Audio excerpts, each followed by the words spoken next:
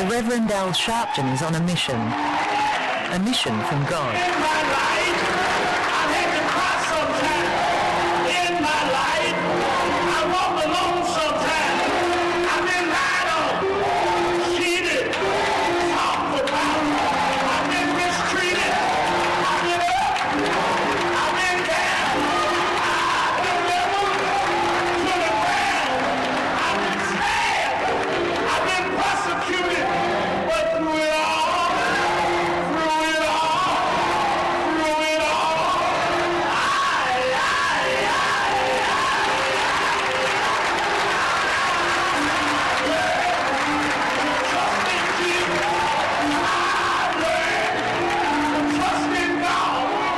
Reverend Sharpton is the most charismatic, most religious, and most unlikely of all the Democratic presidential candidates.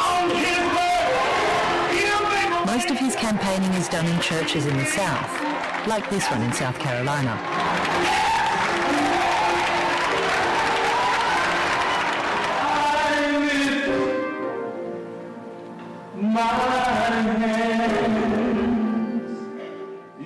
Here he's preaching to the converted, an audience of black, mainly poor citizens.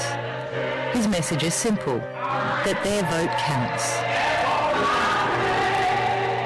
My mother was born and raised and lived out in Alabama. She couldn't wait till she was in her late 30s. Amen. The people had to die. That's right. Suffer, give up their careers, go to jail to get us the right to vote. Four little girls lost their life in a church one Sunday morning. Birmingham, Alabama, to get us the right to vote. It's not that easy to get over. And we owe it to ourselves to vote this time to show them that they cannot steal it again. We must bring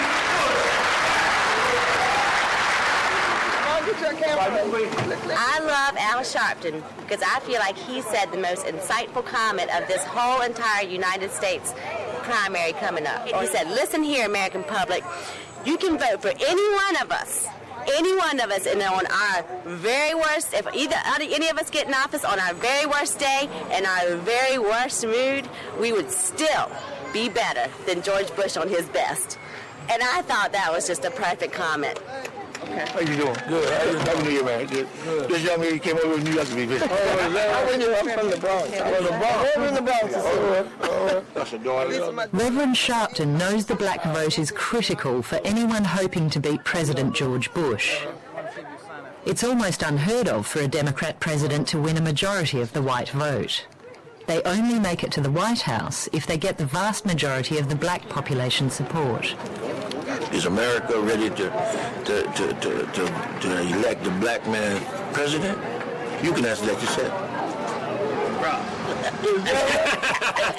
Sharpton doesn't expect to win the nomination, but he's positioning himself as the man who can deliver the black vote to the candidate who does. All right. Well, take care of my homeboy.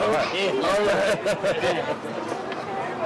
right. Tonight we have 8 career politicians, an officer, and a gentleman. This is the Democratic Party. Sharpton wants to be seen as the black conscience of this contest, forcing the other candidates to confront the issue of race. Inevitably, his presence and heckling has had an impact. We do have African American and Latino workers in state government. We have a senior member of your cabinet that was black or white. We had a senior member of my staff on my cabinet. No, we did not. Say there was an alien to come from outer space and land on Earth, and they could understand English, and to watch one of these debates, they'd say, who is this Reverend Sharpton character? Because he stands out so much because of that show business. Tom Yarmus is a journalist for the American TV network NBC. He's been following Sharpton for the last 6 months. And I want to come and see. To really understand Reverend Sharpton, you have to understand where he comes from. And he came from the projects. He came from a poor, broken home. He started preaching at the age of 4, so he's always been in front of crowds. That's where he's most natural. He really, it doesn't matter what audience, whether it's a group of white kids at Harvard or a very poor rural church in South Carolina.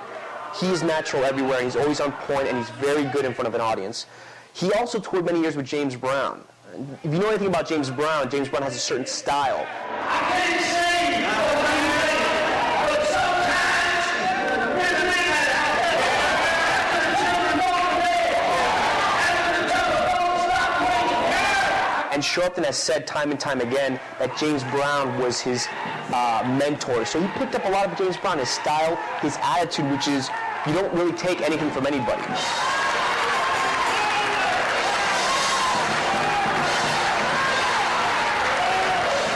If I were to put it in some real simple words, I'll simply say that he's a fighter for the people. I can't think of a better way of saying it. While I don't know him personally, I know that where there is adversity or something like that, and he's always been a fighter for the people. So in that line, I would say that to me, he's a great man. He stands for justice, being a black man.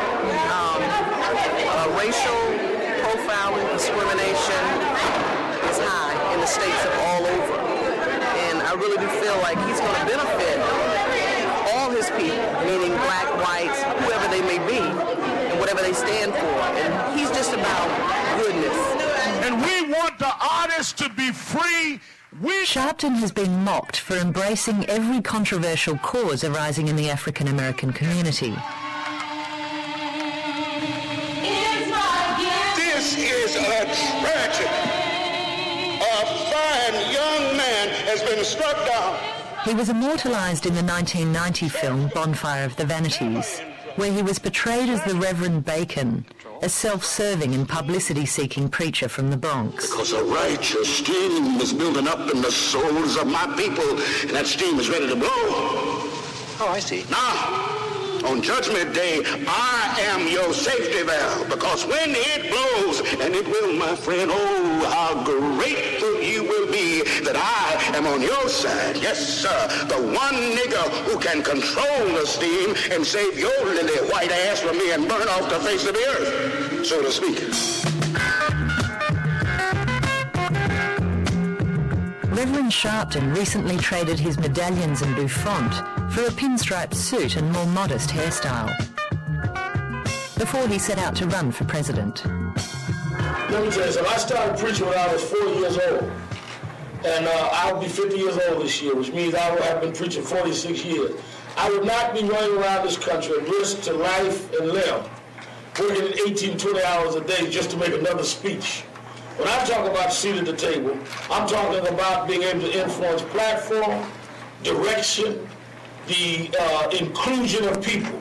I have made enough speeches and enough attention in my life that I'm not looking for just a speech. I'm looking to really change the direction and history of where this party is.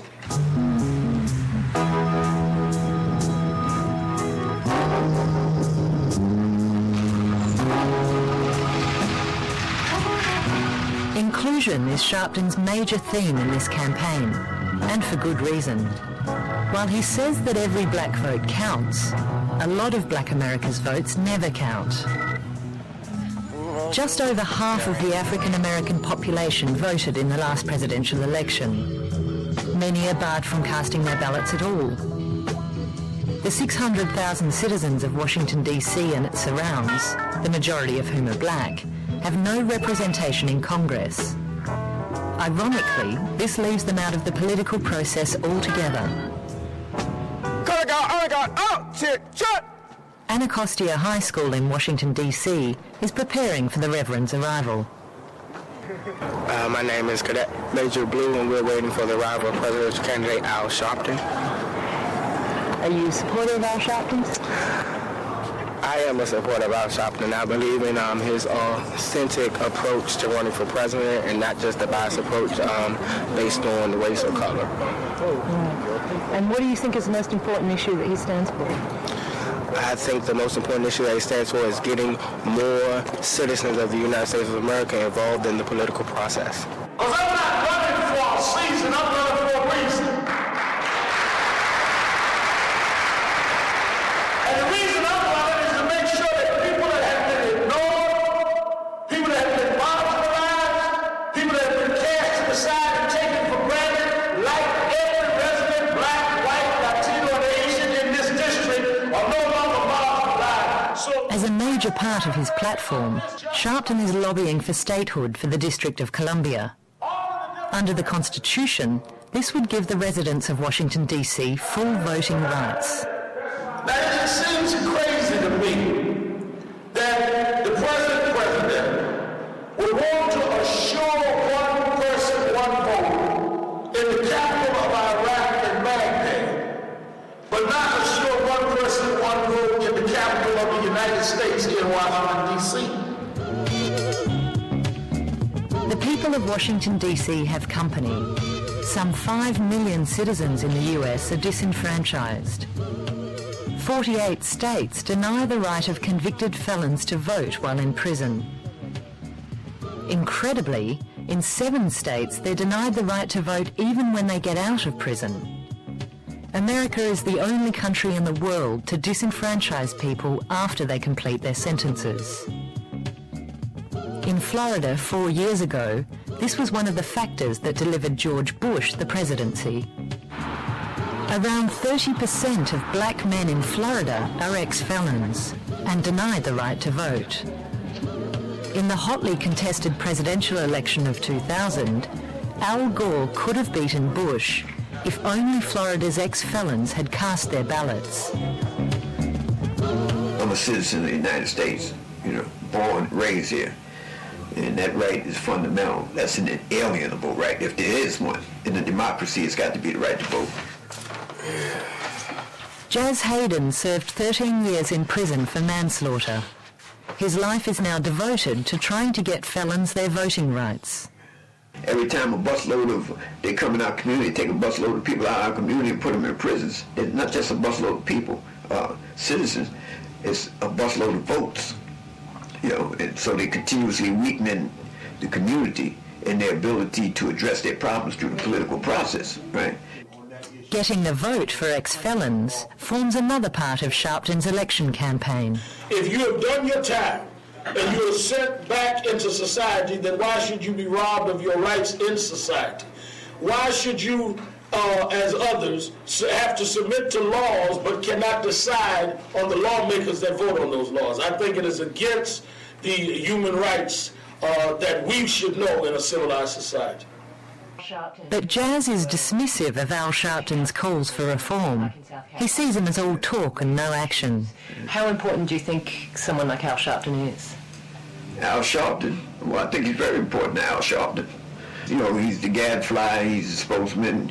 When African Americans are abused by the police, he's there, in the front lines protesting. And then the next event comes on, he's there, and the next event comes on, he's there. But there's no structural change, no change in policy. Over the past 2 decades, Sharpton has been jailed, stabbed, and ridiculed. But these attacks have served to thicken his skin and embolden him. I'm the chairman of the board, president, treasurer, and secretary of Al Sharpton's fan club.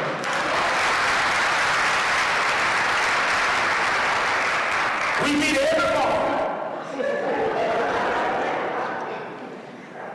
Before I read the paper, whatever mess they got, before I hear whatever mess they put, we have an Al Sharpton fan club meeting. And we get him ready. Go Al, get him out, stand up Al, don't worry about him Al. So by the time I get outside, I'm ready to fight. Yes, he works with us. Last week, Sharpton enjoyed his biggest victory in the campaign so far, coming third in the South Carolina primary, where he beat Wesley Clark and Howard Dean. He's unlikely to do any better, but Sharpton is determined to stay in the race until the bitter end. Hey, Reverend, did being at this high school bring back any memories of maybe being in the principal's office? Or were you a good student? As a thorn in the side of the Democrats, Sharpton has clout and can't be brushed aside. For a Democrat to become president, they need to have the African-American vote. Now, if Sharpton is able to mobilize that African-American vote, they need to deal with him. They can laugh if they want, but they need to deal with him because he holds that power. And that's what they understand. People take him seriously. Clinton just met with him, and he's met with Hillary Clinton.